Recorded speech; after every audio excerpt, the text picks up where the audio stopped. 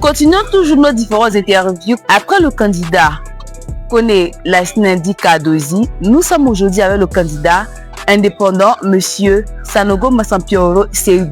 Dans cette vidéo, vous allez découvrir c'est qui Monsieur Massampioro Seydou dit SMS, quelles sont ses différentes actions à mener si au soir du 27 décembre 2025, il est élu député.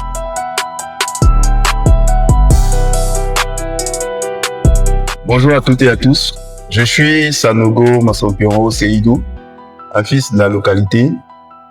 J'ai entamé une partie de mon école primaire à Télédougou, un village de la sous-préfecture de Féké-Sédougou.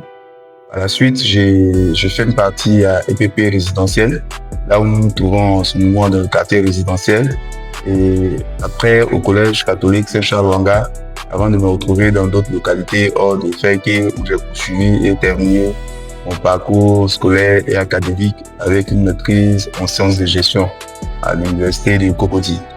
J'ai entamé ma carrière professionnelle dans une banque commerciale où j'ai occupé plusieurs fonctions avant de me retrouver au centre de carrière de la BCEAO à Dakar. Je suis sorti avec un diplôme d'études supérieures en banque et finance. J'ai fait un bref passage à l'Agence nationale de la BCEAO avant de me retrouver au Centre de promotion des investissements en Côte d'Ivoire, CPC. Donc, après mon passage au CPC, je me suis orienté dans l'entrepreneuriat, là où j'ai apporté des solutions à certaines PME avant de mettre en place ma propre structure dans le conseil et l'accompagnement des investisseurs. Donc, voilà un peu, de manière assez succincte, mon parcours académique et professionnel. Sur le plan communautaire, j'ai une longue, disons, je suis un pur produit du milieu communautaire parce que j'ai eu, depuis les années estudiantines, je milite dans les associations de jeunesse du Grand Nord, de la région des Savanes à l'époque, avant que ce ne soit scindé en Tchologo et en Poro, et même au niveau de Féké. Donc, voilà un peu mon parcours professionnel et mon engagement communautaire auprès de notre population. Alors, pour les législatives 2025, comme je l'ai déjà dit lors de l'annonce de notre candidature, cette candidature-là, elle a été portée par l'ensemble des populations et particulièrement par des jeunes qui se sont mobilisés et qui ont cotisé la caution pour faire acte de candidature au poste de député. Donc, c'est ceux-là même qui m'ont sollicité pour que je puisse être leur porte-voix. Parce qu'ils ont estimé à un moment donné de notre histoire que je suis celui-là même qui est à mesure de porter haut les mots de notre société et de pouvoir porter la voix des Féké. Donc, voilà la première raison qui a motivé ma candidature.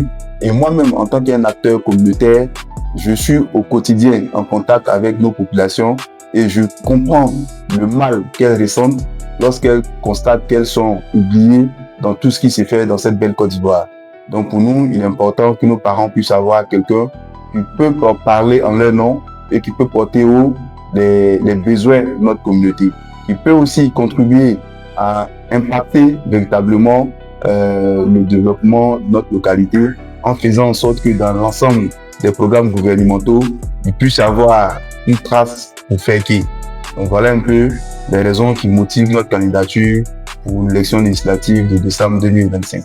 Alors, au soir du 27 décembre 2025, si nous sommes élus députés de la circonscription de Féké commune à l'Assemblée nationale, nous comptons porter haut la voix de notre communauté, en faisant en sorte que nos populations puissent bénéficier de l'ensemble des programmes qui sont mis en œuvre. Et surtout, pour notre population rurale, parce que nous savons que nous sommes en zone rurale et nos populations cultivent depuis longtemps des terres qui s'appauvrissent. Et avec l'effet du changement climatique, il va falloir faire en sorte qu'il y ait des politiques publiques qui accompagnent nos parents dans la production de leurs produits agricoles. Parce que si cela n'est pas fait, au jour d'aujourd'hui, nous pensons qu'à terme, cela pourra avoir un impact sur la sécurité alimentaire. Et au-delà de cette vision globale qui concerne la zone rurale, il y a aussi nos jeunes frères et sœurs qui sont dans les métiers. Parce que ici à Féké, nous savons tous que les acteurs des métiers sont plus importants. Il va falloir mieux les organiser, les structurer et les accompagner dans leur installation. Mais aussi faire en sorte que pour les grands projets publics qui viennent se réaliser après que nous puissions mettre en avant le contenu local, de sorte à ce que les acteurs locaux qui sont ici puissent être utilisés ou être priorisés dans l'exécution des travaux pour les grands travaux publics qui sont ici à Pégué, et éviter que des compétences s'exportent pour venir ici alors que ces compétences-là existent localement. Ça, c'est un pan. Le second pan, disons le troisième, sera le plus important pour nous, celui de l'employabilité.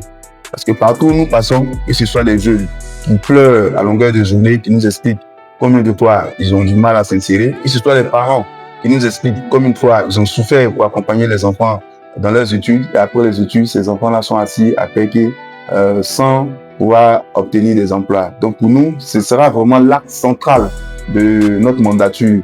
C'est vrai que le député n'est pas créateur direct d'emplois, mais nous, il faudra mettre en place des mécanismes qui permettront de créer plus d'emplois pour nos jeunes et pour nos femmes.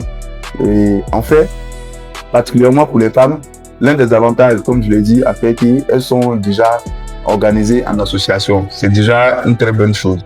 Ensuite, il va falloir les structurer et mieux les accompagner parce qu'elles sont organisées en association d'entraide. Mais au-delà de l'entraide, il faut faire en sorte que ce soit des associations qui mûrissent des projets que nous pouvons accompagner et des projets qui peuvent générer des recettes pour ces différentes associations de femmes. De sorte à pouvoir faciliter leur autonomisation dans la société. Donc voilà, de manière synthétique, la vision que nous comptons porter pour faire que lorsque nous serons élus en tant que députés de la nation. Merci également pour l'avantage que vous nous accordez pour expliquer un pan de notre vision. Alors pour le mot de fin, je tenais vraiment à remercier toutes nos populations qui comprennent qu'au jour d'aujourd'hui, il leur faut passer à autre chose. Parce que comme on le dit, faire la même chose tous les jours et s'attendre à un changement, c'est de l'utopie. Aujourd'hui, nos parents l'ont compris et estiment qu'il nous faut passer à autre chose. Donc nous appelons les uns et les autres à des élections apaisées qui permettront au soir du 27 décembre d'avoir un vainqueur et ce vainqueur-là qui se met au service des populations et non un vainqueur qui sera absent. Merci à tous.